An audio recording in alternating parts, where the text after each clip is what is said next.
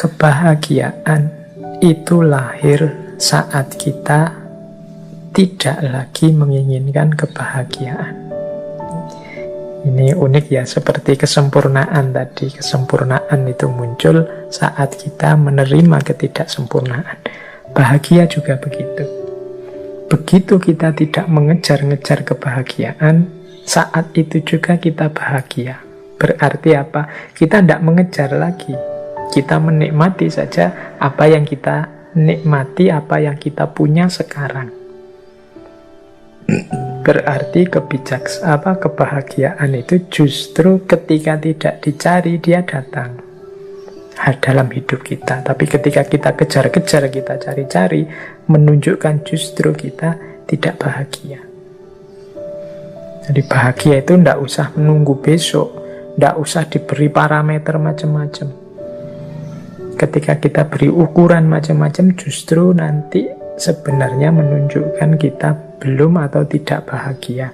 Orang yang merasa tidak bahagia, padahal seharusnya dia sudah bahagia dengan situasi hidupnya saat ini, ya bisa dikatakan dia ini tidak bersyukur. Hari ini mungkin kita banyak sekali kesulitan-kesulitan karena bencana, karena macam-macam. Maka kita punya mimpi-mimpi, wah seandainya bencana ini selesai aku akan bahagia, seandainya banjir ini surut aku akan bahagia. Jadi masih nunggu besok, nanti banjirnya surut, kita punya target lagi, wah ini kalau ada yang bantu bersih-bersih rumah setelah banjir ini, wah aku lebih bahagia lagi. Nanti begitu bersih-bersih selesai, nanti ada meja kursinya yang rusak, perabotannya rusak. Wah ini seandainya punya uang untuk beli perabotan yang baru, aku akan bahagia.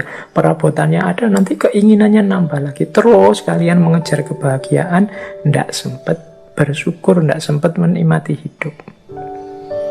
Kebahagiaan dan menikmati hidup itu bisa sejak sekarang kita rasakan. Sejak sekarang kita nikmati di level kita masing-masing. Jadi mungkin ada teman-teman sebagian sekarang yang di tenda-tenda, di pengungsian. Ada sangat banyak kesulitan, saya tahu. Tapi bukan berarti itu alasan untuk kita tidak bahagia. Banyak sudut-sudut, banyak titik-titik yang bisa kita syukuri.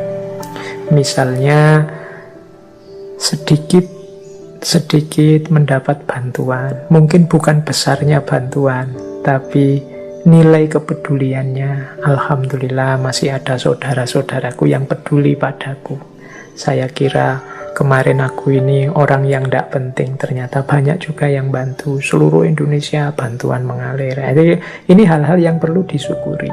Kemarin sama tetangga aku itu tidak saling kenal, tidak saling sapa, jarang sekali bertemu. Sekarang di pengungsian bisa bareng-bareng, saling bertukar rasa, saling menjalin keakraban dan lain sebagainya. Jadi ya meskipun tetap berjuang untuk memperbaiki situasi, tapi bukan alasan untuk tidak bahagia. Karena kebahagiaan itu terjadi saat kita tidak lagi menginginkan kebahagiaan. Kemudian prinsip yin yang juga ada prinsip untuk menghindari rasa sakit. Banyak orang yang merasakan sakit. Ya saya ilustrasikan sebentar saja ya, karena waktunya mau habis. Misalnya karena kita salah pola hidup kita selama ini, akhirnya kolesterol kita naik. Akhirnya kita tidak makan makanan-makanan yang mengandung kolesterol. Nah, ini kan siksaan, rasa sakit. Tapi kita lakukan justru untuk menghindari rasa sakit yang lain, yang lebih besar, yang lebih fatal.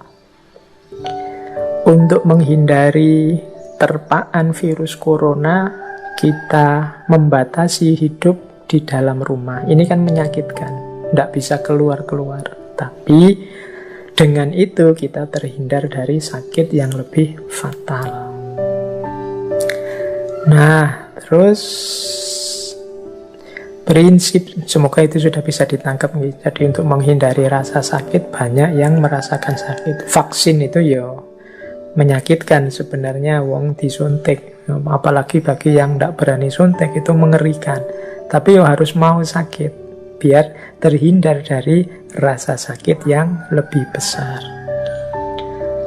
Nyapu di rumah itu kan sakit, capek. Tapi dengan kita rajin nyapu-nyapu, bersih-bersih di rumah, penyakit yang lebih besar, lebih fatal bisa terhindar. Nah, ini yin dan yang. Jadi untuk menghindari sakit justru melalui jalan merasakan sakit.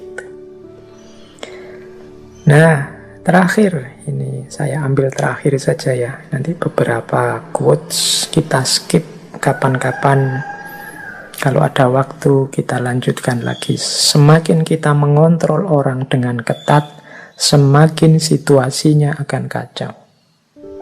Jadi semakin banyak aturan, ada logika, semakin akan banyak pelanggaran terhadap aturan. Semakin banyak kontrol, semakin akan banyak yang lepas kontrol. Situasinya akan semakin kacau. Orang itu lebih mudah kalau ditata dengan membangkitkan kesadarannya dibandingkan dengan dipaksa melalui aturan-aturan. Tapi kadang-kadang memang di level ketidaksadaran perlu aturan dan pemaksaan. Tapi kadang-kadang terlalu banyak aturan, terlalu ketat dengan aturan, semakin besar potensi kekacauan yang terjadi. Ini juga prinsip yin yang. Baik teman-teman, saya kira waktunya ya.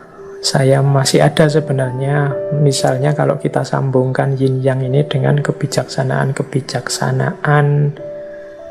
Nusantara, Jawa misalnya yang saya pahami, kita punya misalnya sugih tanpa bonjol, digdaya tanpa aji, ngeluruk tanpa bolo, menang tanpa ngasorake. Ini kan prinsip hitam dan putih. Menang dan kalah itu dua hal yang bertentangan. Tapi bagaimana kita bisa menang tapi tanpa ngasorake, menang tapi tidak dengan cara menaklukkan, sakti tapi tanpa aji-aji, sugih tapi tanpa bondo. Nah, ini kan prinsip yin yang sebenarnya. Atau orang Jawa yang bilang wani ngalah itu luhur wekasane. Orang yang mengalah itu justru dia akan yang naik dan mulia. Nah, ini prinsip yang perlu dijelaskan panjang lebar. Atau prinsipnya Sunan Kalijogo, ngeli ananging ora keli. Jadi ikut arus tapi tidak hanyut. Nah, ini bagi saya tetap semacam yin yang. Atau yang populer sekali, ngono ya ngono, ning ojo ngono. Itu kalau dalam khazanah Jawa juga berhubungan dengan yin yang. Ngono tapi jangan begitu. Dan lain sebagainya masih banyak. Minggu depan coba kita gali yang khazanah-khazanah Jawa, tapi tidak lewat yin yang, kita gali lewat falsafah cokro manggilingan. Baik, terakhir, sangat akhir, sebagaimana kemarin The Law of Attraction, saya cuplikkan sedikit ayat yang mungkin relevan, juga hadis. Untuk yang yin yang ini mungkin teman-teman bisa misalnya surat Yasin ayat 36. Subhanalladzi khalaqal azwaja kullaha mimma tumbitul ardu wa min anfusihim wa mimma la ya'lamun. Maha suci Allah yang menciptakan berpasang-pasangan segala sesuatu. Ini seperti prinsip yin yang tadi. Silahkan dikejar nanti tafsirnya. Surat Yasin ayat 36. Atau surat Al-Baqarah ayat 216. Wa asa an takrohu syai'an wa huwa khairul lakum wa asa an tuhibbu syai'an wa huwa syarrul lakum. Mungkin engkau membenci sesuatu padahal itu baik bagimu, dan mungkin engkau mencintai sesuatu padahal itu buruk bagimu. Ini menarik kalau dikaitkan dengan prinsip-prinsip falsafah hikmahnya yin yang tadi. Atau surat Al-Qasas ayat 77. Wabtaghi fima atakallahu darul akhirata walatansa nasibaka minad dunya. Dan carilah yang diberikan oleh Allah padamu, yaitu rumah akhirat, tapi juga jangan lupakan nasibmu di dunia. Nah, ini juga dunia akhirat. Kalau hadis, di situ saya contohkan hadis riwayat At-Tirmidzi dari Abu Hurairah. Ahbib habibaka haunamma asa ayakuna baghidaka yaumamma wabghid baghidaka yaumamma asa ayakuna habibaka yaumamma. Cintailah kesayanganmu sewajarnya saja. Siapa tahu suatu ketika dia akan menjadi yang engkau benci. Demikian juga bencilah yang engkau benci sewajarnya saja. Siapa tahu pada saatnya akan jadi yang engkau cintai. Ini juga menarik menurut saya kalau diuraikan dengan prinsip-prinsip yin yang. Silahkan yang teman-teman misalnya ingin membahas pola-pola berpikir yin yang ini dari perspektif Islam.